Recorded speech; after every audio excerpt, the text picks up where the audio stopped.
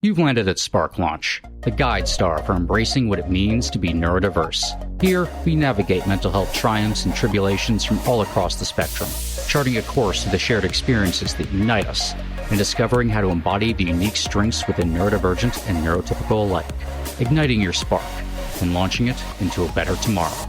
Today, we're joined by a guest whose philosophy is built around the idea that real change starts from the inside out. She's the founder of Leader Within Coaching and Consulting, and someone who spent years helping people actually feel like they belong. She calls herself perfectly imperfect and a bit quirky, and honestly, that alone tells you she's going to fit in here pretty well. Welcome, Jodi Davidson, to Spark Launch. Thanks for having me. Welcome, Jodi. When I heard the phrase inside out, it reminded me, I just started a blog post on Substack called Inside Out. It's the exact same words because a lot of our wisdom comes from inside. But by the way the world is built, we're just focused outside, external first. And that's where a lot of wisdom comes from the inside. So share your journey with us and enlighten us with your path because somebody is going to benefit from that. Thank you. And I'm thinking about this whole notion about the inside out. For years, I've been in the space of creating culture for many years inside of the traditional way of doing inclusion and belonging work in a large global organization. And what I realized doing this work around systems and the danger of saying, oh, we're going to promise belongingness. And then this realization, well, gosh, did I feel that I personally belonged? And sometimes the answer was yes, and a lot of times the answer was no. And my realization was we could have the best conditions externally, but if we don't do the work inside of ourselves, then all of those systems could go for naught. So how instead might we help people to realize that goodness, that worthiness, that wholeness inside of themselves so that the energy can match what is in the system? And if it doesn't, how do we find alignment because of the agency that we can create for ourselves? Because nobody can do that for us. I can share that I was invited to pivot after a layoff last late springtime and immediately knew that it was all in divine order. When I was being informed about being laid off, I got a message from the divine, the universe, God, whatever resonates. And that message in the moments that I was being informed of a layoff due to a riff was, you are now free. And within 24 hours, I knew that I was going to launch Leader Within, which is leadership coaching and consulting. Being in the corporate world myself, people talk about inclusion. And as you said, it's all just the external. But when we haven't done our own inner work, when we don't even know who we are internally, how can we include somebody else? Because the first step is knowing ourselves, knowing where we are blocked and where we are living in the shadow. And so what you're doing is so important because once we work on ourselves, can we even think of putting good work, true work, to the planet? I am in the process of trademarking a framework called Kintsugi-Connected Leader. And Kintsugi, if you're aware, as when I say this, then people are usually like, oh, I know what you're talking about, is a Japanese art form where it's broken pottery that is put back together and infused with gold. And it's more valuable and beautiful and rather than discarded, made even better after the process of Kintsugi takes place. And so the framework around Kintsugi Connected Leader is release, repair, and renew. Release is about being cracked wide open. And if you think about it, an egg in a vice, that's the graphic that comes to mind. And so it's tighter and tighter and tighter. And then finally it cracks open. And from that emerges what needs to be let go of: old narratives, old habits, old behaviors, old sense of self that no longer is in service to forward momentum, while also recognizing the superpowers, right? And so we mustn't forget about what our superpowers are while we're exploring the cracked wide open. The repair phase is literally taking those fractures and infusing it in gold and doing the work, because once we're aware, we have our self-awareness on what is it that we want to work on, we can put ourselves back together. And the premise is not that we're broken. It's that we can continue to evolve. And so that's the repair phase. And then renewal is, I think about the efficacy of learning experiences and wisdom. And if we say that we're going to change our habits, but we don't really internalize the lessons in order to rebuild in a sticky, sustainable kind of way, then those habits will not be long lasting. And we may regress back to where we were. We might slip sliding, right? So the renewal phase is the true transformation. Release, repair, renew. And this work can be done with leaders and individuals who are emerging leaders on a one-to-one side or group coaching. And then in a team dynamic kind of way, there's work to be done with intact teams as well. So that is what I'm all about these days. I think if you look into the future, that's the kind of leadership we want. So it's such an amazing wisdom that you're bringing forward to the younger generation, the next generation of leaders, because you've done the work and you know the old way doesn't work. So I think even our past they're all taking us to that future selves. So whatever you went through, you had to go through, I had to go through so that we can build something from the inside out. Chaya, I think it's important to note that while we have a conviction to help the next generation to not make maybe the same mistakes through our wisdom that we can share, everybody's path is unique. And some of the ick before the lotus flower blooms needs to happen with each individual. But I am committed to sharing the good, the bad, and the ugly in a vulnerable way so that it invites other people to not feel like that level of perfectionism or, gosh, if I reveal that I am not perfect, that I am not going to be the high performer, the high achiever. No.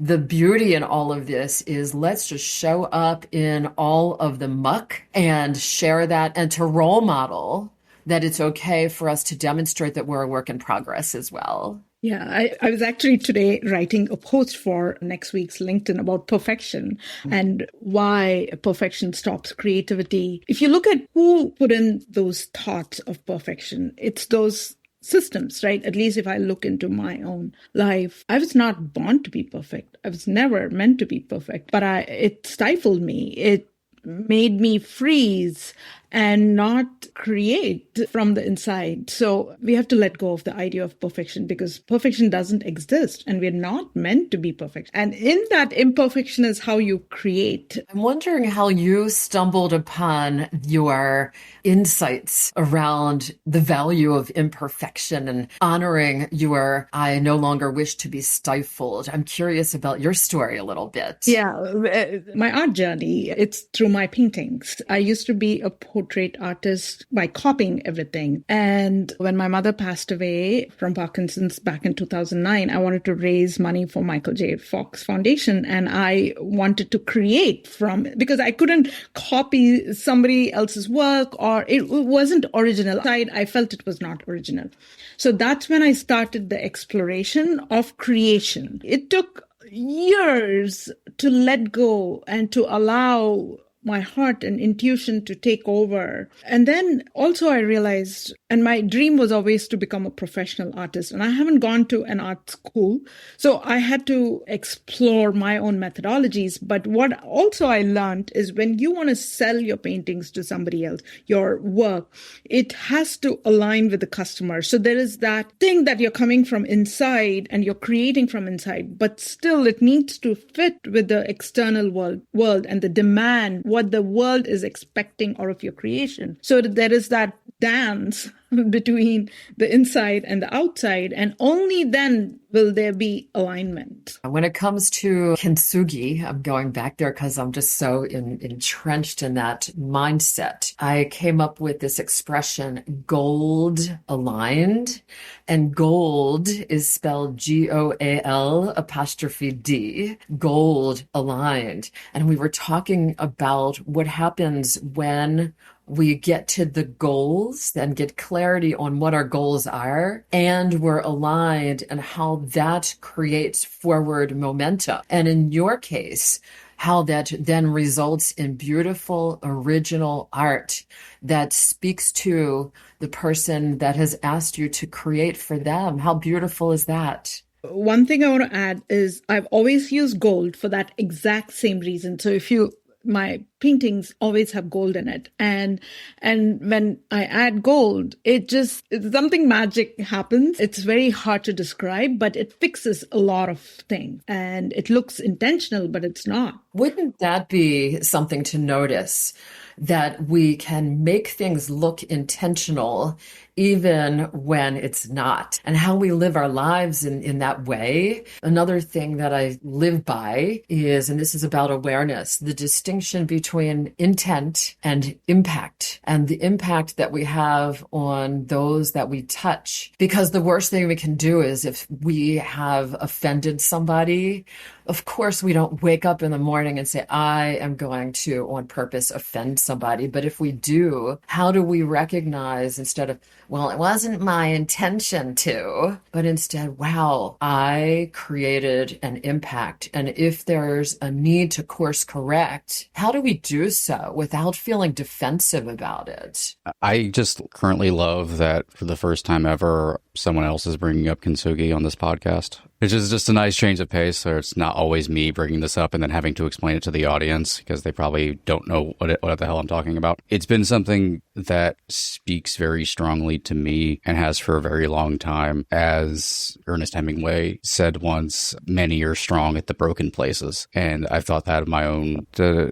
put it that way, for a long time. And many people's, you break constantly. You're in a constant state of breaking. But like things that you've described as disruption leads to shifting, and shifting can take many forms. You can shift negatively, of course, or you can shift in something that is more positive and healthy for you. Brokenness is often the starting point for something valuable. That doesn't mean that it's okay that something broke us, or it's okay that we broke ourselves in some ways, but it is an opportunity that presents itself. You can utilize the pieces for something. You don't have to throw them out. You don't have to just sweep them under the rug, more or less. And there's kind of a dance between inner creation of that and then outer creation, outer alignment, because the world has its own needs and you have your own truth and you're trying to meet them in the middle. Going back to the idea of perfectionism as well. And this is something that is a constant topic in the neurodivergent community because neurodivergent individuals, they often feel like they're going to be found out if they're not perfect. See, perfection isn't egoistic always. I think that is a misunderstanding. Yeah, there are people who are perfectionists because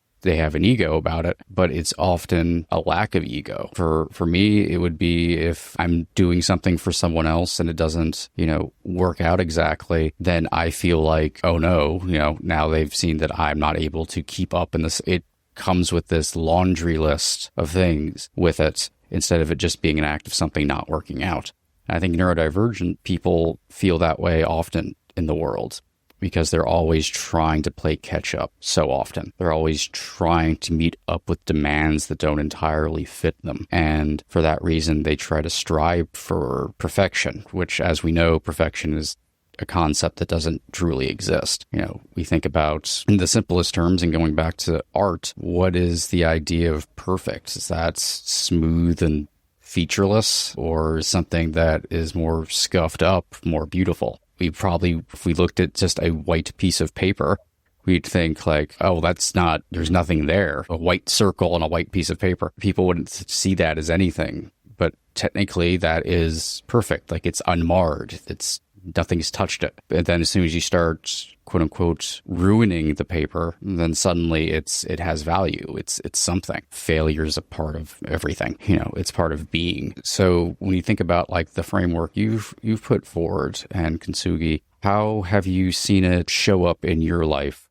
I spent many, many hours writing the founder story for Kintsugi Connected Leader, and folks can read it on www.leaderwithin.net is my website, and the second tab over, and the website is a work in progress, but the founder story, and I invite people, I'm still syncing it with the phone, so it's better to read it online. The story that I never thought that I was going to reveal publicly is the very thing that is allowing me to forgive myself about a mistake that I made. And I'm even now, I get emotional when I talk about what happened. And the story goes that I chose a business trip over my son's high school graduation commencement ceremony. And I could explain it away as to how that all happened. But the damage that left in the wake of my realizing that I made such a poor decision prioritizing work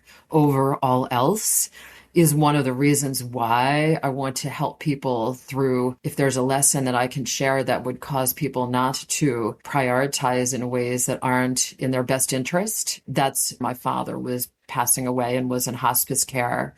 And I chose to be very, very present with my father. And I think that the people that do hospice care or death doulas and the work of helping people transition is so very sacred. And I know that firsthand because I helped my father to transition, and I felt like the veil becomes really, when you allow yourself to see behind it, there's so much spirituality in like the other realm that you can't see when you're being transactional. And the fact that my son helped me to learn a lesson that enabled me to be so present with my father is a true blessing.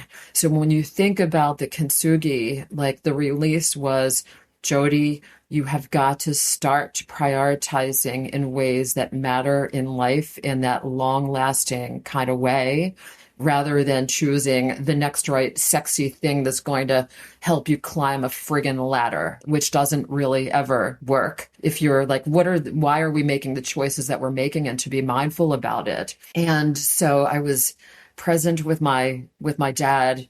And then the story goes, fast forward, got the pink slip. And I knew that I had somehow been in the renewal phase, because the self-esteem and the whole identity being wrapped up in work is not in service to people. And so the Kintsugi, what cracked me wide open was making a really poor choice that plagued me. And I had guilt and shame for a long, long time until I didn't. Part of my forgiveness was by putting this story into the world that I never thought that I would reveal, because I thought it was such a terrible thing. But now that I'm like, Jesse was never mad at me. I was mad at myself.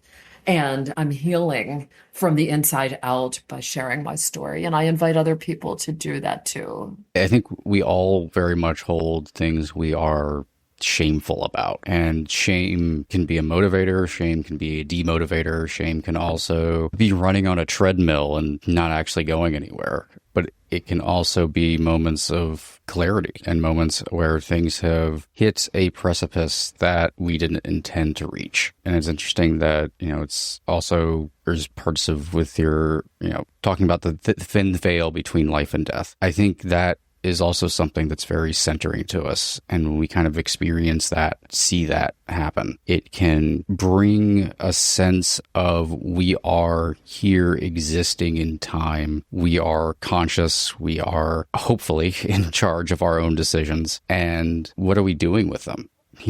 What really matters? What are we bringing to ourselves and to other people? So now that you've hit to that point and you wanted to do things differently from that, how does anyone continue to keep choosing what matters in daily life without slipping back into those older habits? I think it's that we are all at choice point, and to slow the F down in order for us to be in discernment about what is the right next move. And it does require, I want to go back to what you were saying earlier about being found out, right? And I think that so many, if we talk about people who are neurodivergent, especially women, that there's a lot of masking going on because of the cumulative messages that we internalize to say either we are not enough of something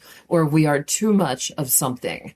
And when we recognize our wholeness and our goodness, and we can tap into, I talk a lot about self-compassion and being kind to ourselves while recognizing the humanity in each and every one of us. When we can come from a place of recognizing our own humanity, then it allows us to continue to make the right choices with a caveat. We are going to mess up. We are going to relapse. And I think that the resilience in it is to interrupt it more quickly, to recognize, and then to say, oops, I did that thing again. Let me sit with that and then forgive myself and move forward yet again. I think the key is learning lessons. And if we don't learn lessons, it's going to keep happening over and again. And that's why going that inward journey is so important, so that we don't make a mistake. But that's a journey by itself. And also, who taught us to go inward, right? The world doesn't say that. Now we have leaders like you who are talking about it. And also it's important we forgive ourselves because we weren't aware. We weren't aware. We weren't taught to prioritize ourselves. So important to forgive ourselves and others because they didn't have that awareness and knowledge. I'm thinking of a couple of things. One is you said, let's not maybe make a mistake.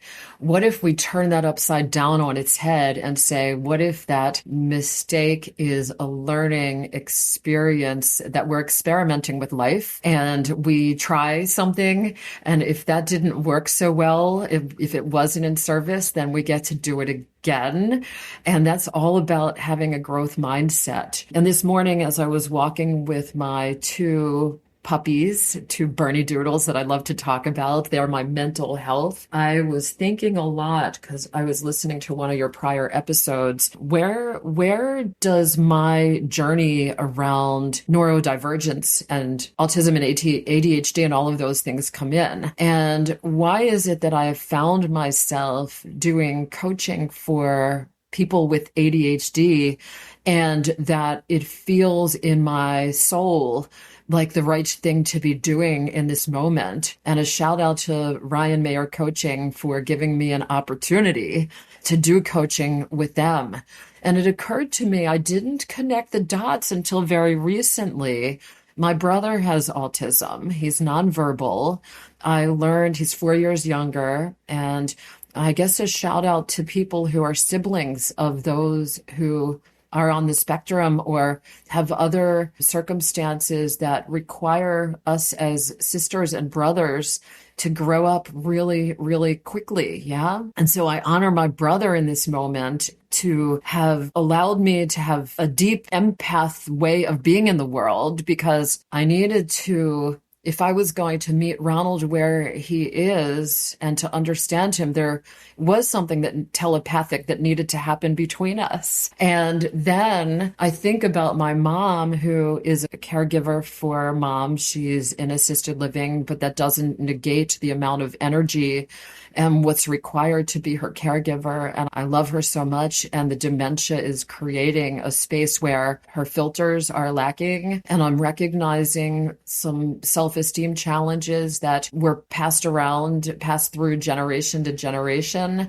and forgiving mom for whatever happened back in earlier days, because she was so overwhelmed with being the mom to my brother and needed me to do some masking of my own, right? And so to just recognize family dynamics and how that plays a role, and then to choose to teach ourselves and to find people who can help us, whether it's coaches or spiritual healers or therapists. And how do we build a personal board of advisors that can be in service to us moving through those various stages in our life, so we can live and be our best and highest selves. So beautiful. And folks like your brother are doing the work by teaching people like us, teaching you. So they're still, and that's why I feel everybody is important. Everybody has a role. And for some, it's not direct. And for some of us, it's direct, but we have to learn lessons from these challenges, because it elevated you to learn telepathy, just talking through intuition. We all have it, but we don't know how to use it. And because we were never taught, they don't teach these things in school.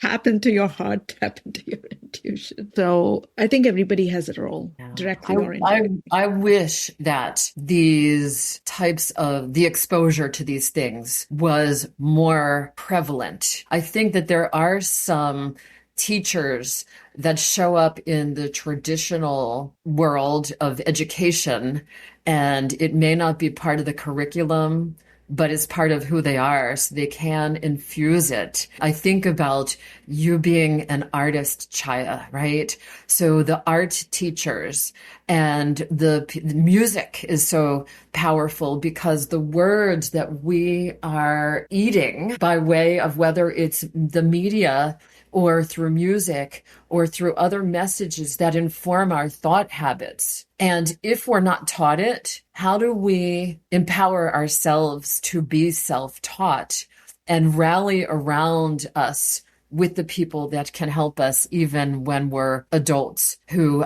talking about the masking and how many people are late diagnosed because things show up later in life, and all of a sudden, whether it's because children are brought into the world, as parents, we're seeing a diagnosis of a child and then seeing that it's in our entire family unit, right? So we're learning and then diagnosing and then figuring out in our 30s, 40s, 50s, 60s, and later, what are we going to do with this newfound insight? And we can, especially when, I hate the word deficit, right? ADHD deficit. If we don't look at it from a place of it being pathologized or a deficiency, and instead recognize that it's just simply the way people are wired. And the more the world evolves, the more people, I think, will receive a diagnosis, not because of an overdiagnosis, but because of the realization of that the world is not typical. We're all on a spectrum, every one of us.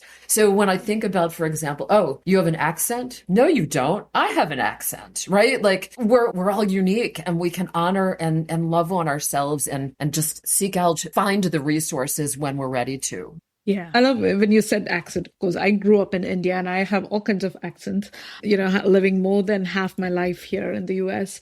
But and having traveled the world, I know that our environments shape that. How did we even get the accent? or how did we even learn to speak a certain way? Because we were surrounded by people who spoke that way, and environments shape us. And so what kind of an environment do we have? As children, we don't have a choice, because children don't have a choice. But as we grow up, we have a choice. We have to claim our choice. People come and tell me, I could have done what you're doing if I had a choice. They still have a choice. And so the first thing is not to compare, because everybody's life is so unique, so different, so beautiful. Depends on what kind of parents you have, where you grew up, who is your caretaker, all of that. There's so many little things that shape who we are. And so we have to look at our own lives, first of all, and figure out where our obstacles are and how we can grow to get out of the box, right? We talk about the box and fitting into the box. The box is an illusion, and but we're stuck till we figure out our own way. What is stopping us? What attachments are stopping us from evolving? Jodi, you mentioned earlier, this kind of, to me, is all connecting back to how these deeper parts of us also connect practically to other parts of our lives and our habits and how we think and feel.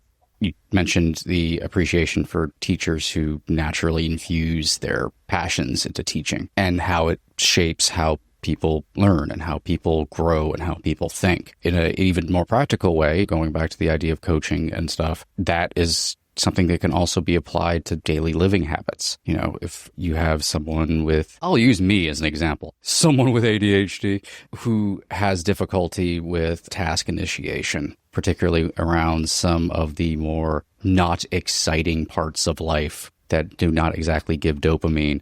For instance, making meals. Very hard, lots of steps, but need to keep up with that, right? For me, the thing that unlocked it was creativity. When I like writing, I like creative outputs. When I realized that cooking could be a creative outlet for me, suddenly the difficulty with having interest in getting there completely flipped for me. Most of the time, I'm so excited to actually make a meal at the end of the day or the middle of the day or the morning or whenever else, because it's an exciting little micro art project I get to do. It's why I like plating so much. Even if I have no interest, I will make a meal if I have no interest in eating it, just because I like the creation of it. It just happens that, okay, it's done now. I guess I can eat. So it's like connecting the practical tool that I need to the deeper part of me that is usually kind of stifled out because a lot of people in this particular culture and society don't appreciate artistry. And art takes many forms, as we kind of talked about. Building your personality, as I've said this before, is in itself an art installation. You're utilizing experiences and memories to build who you are, which goes back to Kintsugi and reframing everything and renewing everything based on that. We tried our best to grow outside of the boxes that we're more or less put in, specifically neurodivergent individuals who tend to be left out, who tend to be shown as you said, having deficits instead of strengths. And it's not that those things aren't there. It's not that we don't have struggles, or in some more than others. It's the fact that, much like the same reason why it's underdiagnosed, is because it's more just about everybody else's observation of us and not our own experiences. Why are more people being discovered as being neurodivergent now? It's because we're being allowed to help build the criteria for what that is. It's not that there's suddenly more of us. We've always been here. It is not a minority neurotype. Every neurotype is very fluid in that way. We just, quite frankly, because of the things people have marked as deficits, we did not get a voice in putting that stuff out there, in actually building the world that we're currently existing in. So, we get put on the back burner because of that. And we are very creative individuals who need to attach reasoning and feeling and emotion to our actions. And that is not a habit that is taught. That's not a habit that's cultivated very much. And that goes back to the idea of mistakes as experiments, as you called them. Mistakes are more or less our deficits, and we make mistakes, and that is a folly on us. And we cannot be quote unquote normal like everyone else. Maybe we do make mistakes, quote unquote, more so than other people. I know I do quite often. I think about, to use a really random analogy, all of the experiments leading up to the Wright brothers creating the first airplane. Look at every single flying machine made. Yeah, those were really laughable, bad mistakes, and they were experiments, but they all had to happen to rule stuff out. We only know what we know in the particular moment, and the way we learn is by making mistakes. It's not through just memorization. And that goes for a lot of the struggles that we have as people, neurodivergent or neurotypical, whatever. It goes for all of that, even the same ones.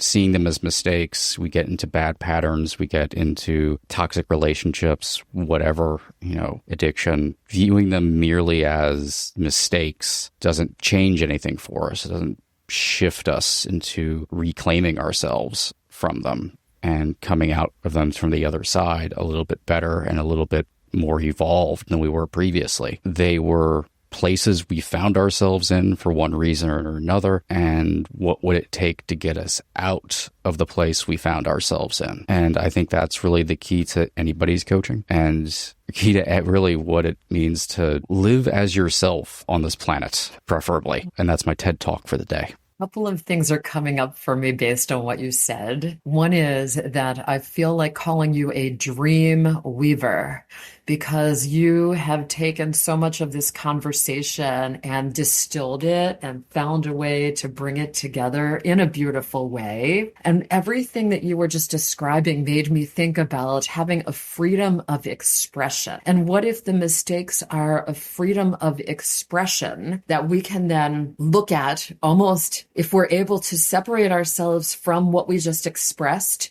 and look at it objectively, and then decide, ooh, a little tweak would make such a difference, and let me try it this other way and express myself just a tad differently and see how that impacts me and the world around me.